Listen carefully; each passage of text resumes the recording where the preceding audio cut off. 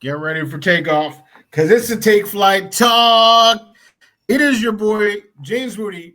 I literally have no idea who that is, but he's next to Fitz, and he is a Vikings fan. He's a Vikings fan. Fitz is going through – he's going through something. So I'm not good today, Woody. Woody is a much more reasonable Jets fan than I am, and I will accept that 1,000%. I am sitting next to this we try to keep it relatively PG. Prick, I could say prick, right? I'm sitting next to this prick right now, who is a big Minnesota Vikings fan. He's from Minnesota. Minnesota has a bunch of lakes, apparently. That's their claim to fame. And W's. We got a lot of W's, too. I would not stop on the flight to California, where it's good. It's good there. I would not stop on the way there. But sometimes you can. And Murphy, take the floor. Tell me why I should be as sad as I am right now. Look, I mean, wasn't a perfect game for the Vikings either. I think we agreed there were a lot of missed opportunities on both sides of the ball for both teams. And honestly, it kind of turned into just sloppy play across the board. But we're having a saying right now in Minnesota, this is the team of destiny. We saw it when we beat the Bills. We saw it when we beat the Patriots. Double doink against New Orleans. We bend a lot. We're like a bendy straw, but just haven't broke in the fourth quarter, and that's what it's come down to in way too many games, honestly, to be confident about this team. But that's what it's been, and it held true again today. Woody, I want to hear your opinion as a response, and I'm gonna cut in real quick. And I'm gonna drink so hard that I'm gonna not remember tonight. That's how upset I am. okay. That is how I am. So that is how upset I am. Woody, tell me why I should be wrong.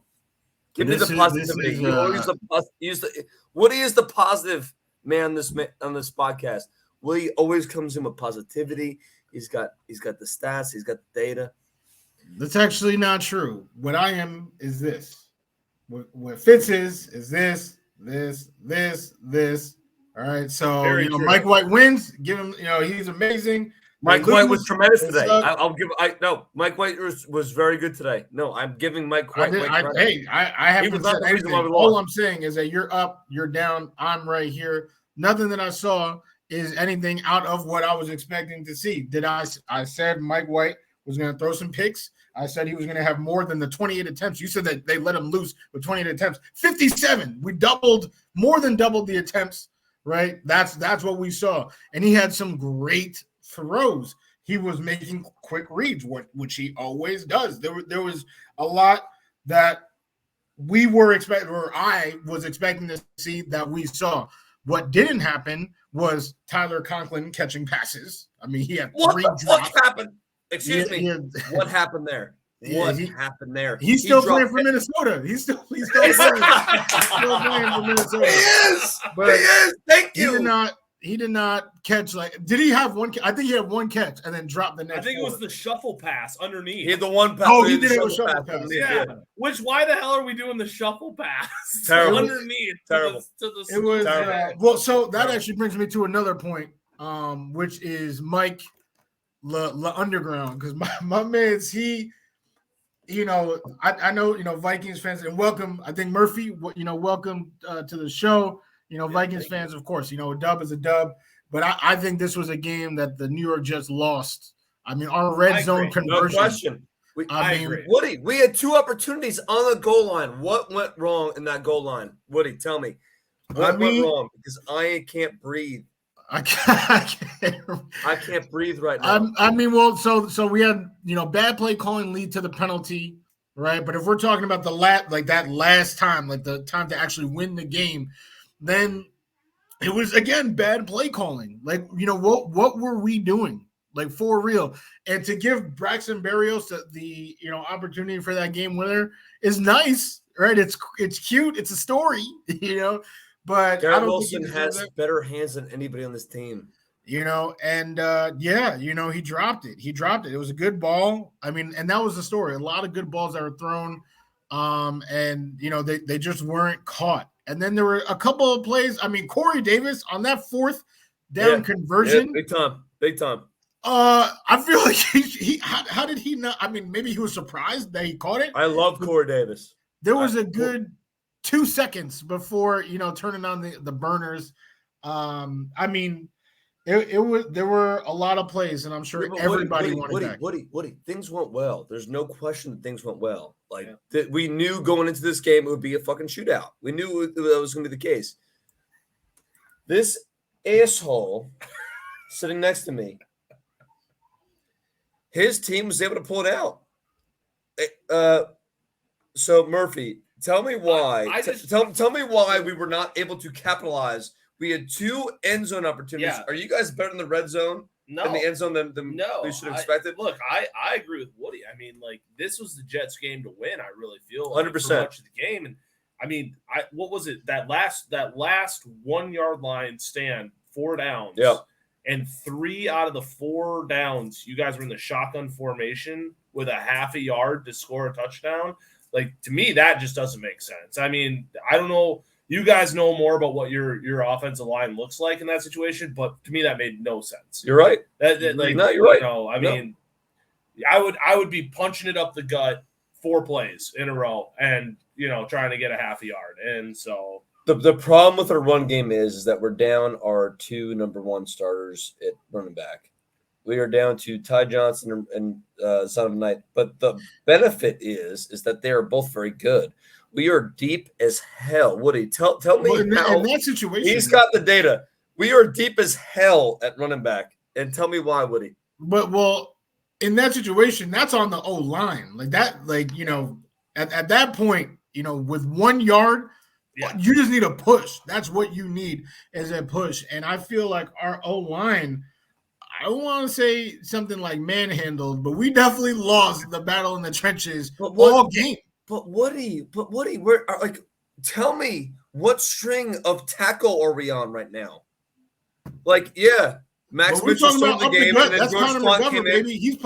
He hasn't even missed a game in the last 2 years. That's Connor, that's Herbig, and that's Tomlinson, who was probably the worst. Connor, Herbig, and Tomlinson are people that were not on the team last year, and they should honestly, they should not be playing this year. Tomlinson absolutely should be. That's the one guy that should be playing right now. Tomlinson's the only guy that should be a starter on this team. Outside of that, we're dealing with a lot of injuries, and I love the people that we're referencing. I love them, but they should not be playing right now, and that's my point, Woody. And I think you would agree with that we are dealing with an injured team. I actually almost completely disagree. I mean, Connor McGovern has been our starter. He's been reliable. Did I say anything about him? I didn't say nothing. You said Tomlinson's the only starter, and there's 5 people on the offensive line. So fine, and I retract that. I love Connor McGovern.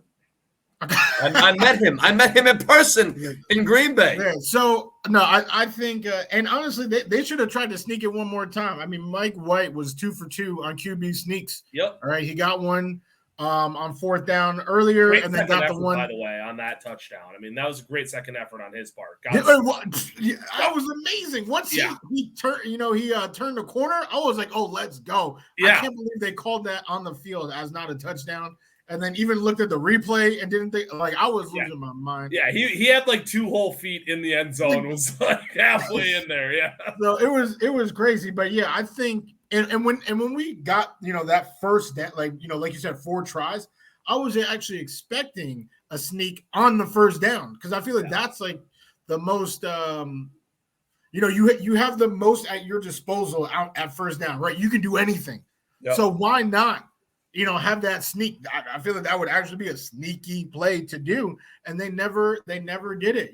Like you said, shotgun formation 3 times in a row. You had Garrett slipping, doing all this, unnecessary trickery, and then that falled into Hickory Dickory Doc, Mr. Braxton Berrios himself, just dropping the sure touchdown. So, Woody, tell me the truth. Where should we be right now? Where should we be? Yeah.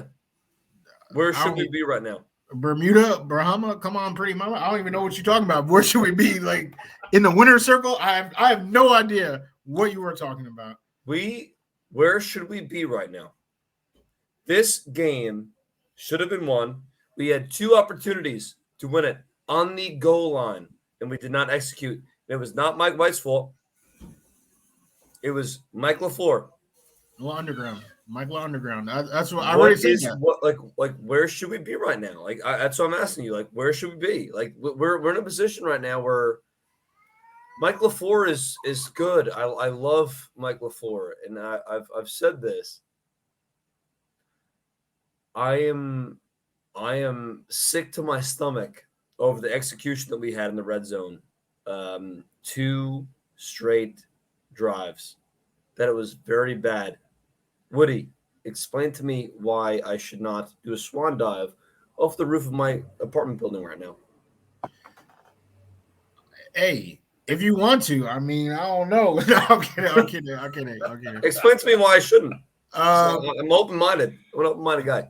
I mean, I don't know, because like I said, every win, every loss, you up and you down. So I don't know if there's a way that I can help you. But what I can tell you is that the season is obviously not over. We're still above the Pats. We're, still headed toward playoff contention. You should swan dive if Salah panics and renames Zach the starter. Because that is definitely something that I've seen by the fools on Facebook. He wants to. Who wants to? I think Robert does. I mean, that would be a grave mistake because there were so many throws that Mike made, both decisions and the throws themselves, that Zach literally cannot make. Like he has not made this season. So it would be a huge mistake. So if he does do that, it's time to dive. No floaties, just go ahead and get your dive on. Well, I was just going to say, you had brought up the tempo that Mike White was playing at. And it pissed me off. Yeah. Well, it did. Well, at first you were happy about it, and then there were some problems with it. I mean. Tell me about your defense, because I think that comes into defense. And I'm going to explain what Murphy just brought up, and then we'll lead this into Murphy's take on the defense. Well, I think Mike White did a very good job he reads defenses well in the first 2 seconds, 3 seconds. Yeah. After that, he pulls out. He is. I think the guy can be a very good guy in the NFL. I really think he can. I really think he can.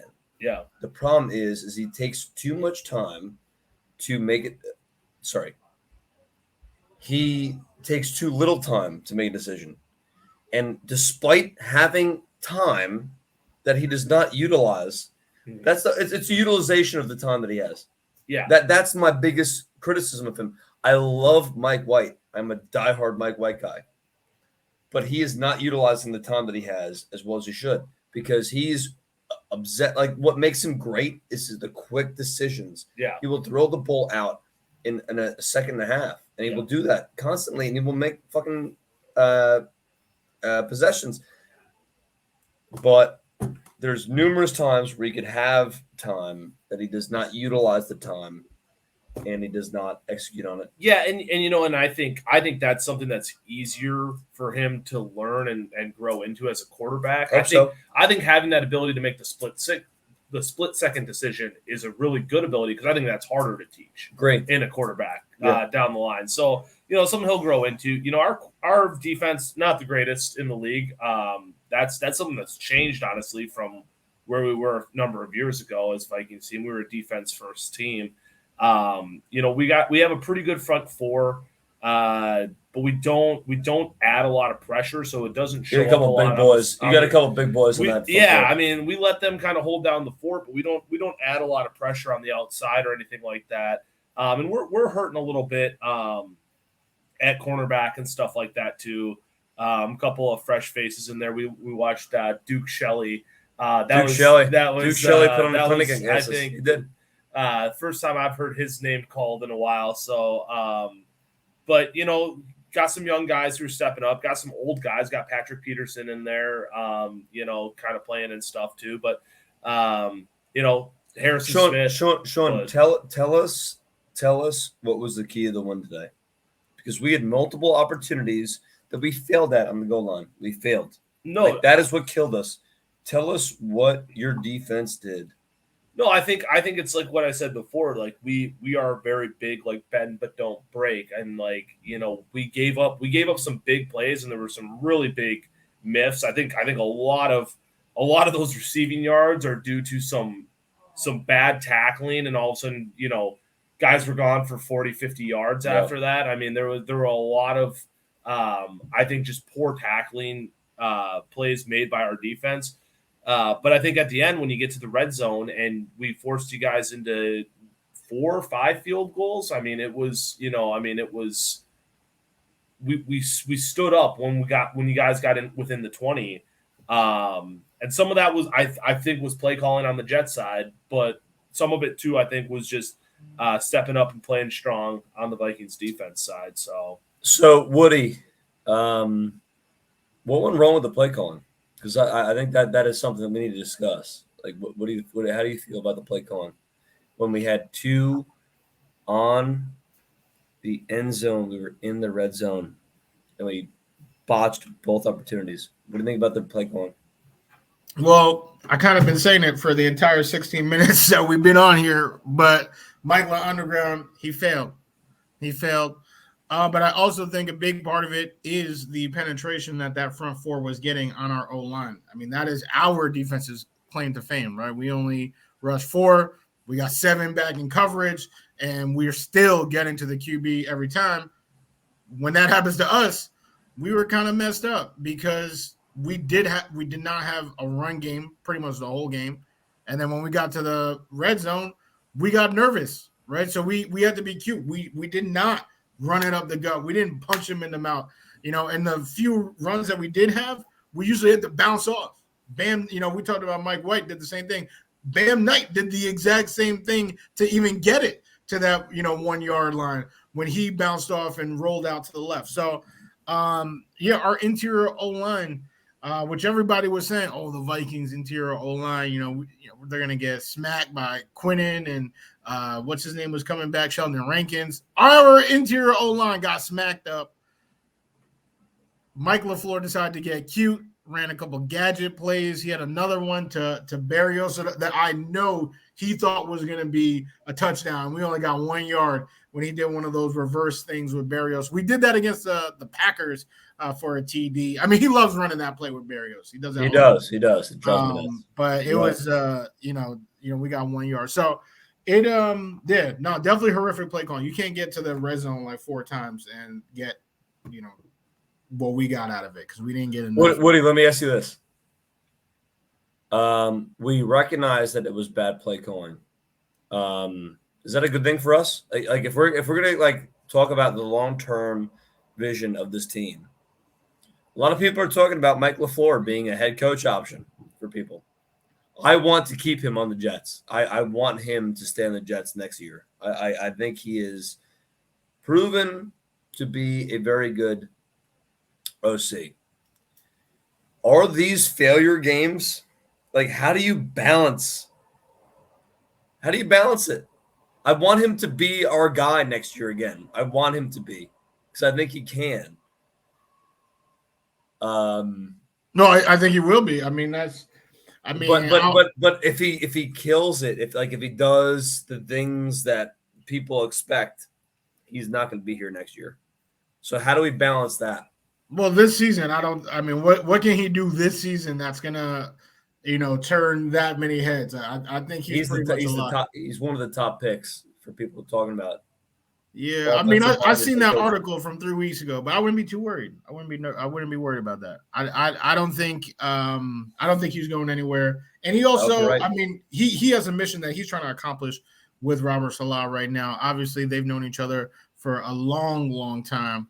And he's got some work to do here. I don't think he'll have or go anywhere with the unfinished business. I mean, Saleh, they were talking about Saleh, but he didn't actually leave until he felt like he was accomplished in a couple of things that he was trying to do. So I think it's the same thing with LaFleur.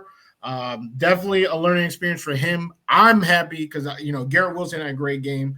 Bam Knight has proven that, he is a good RB3 or 4 for the squad.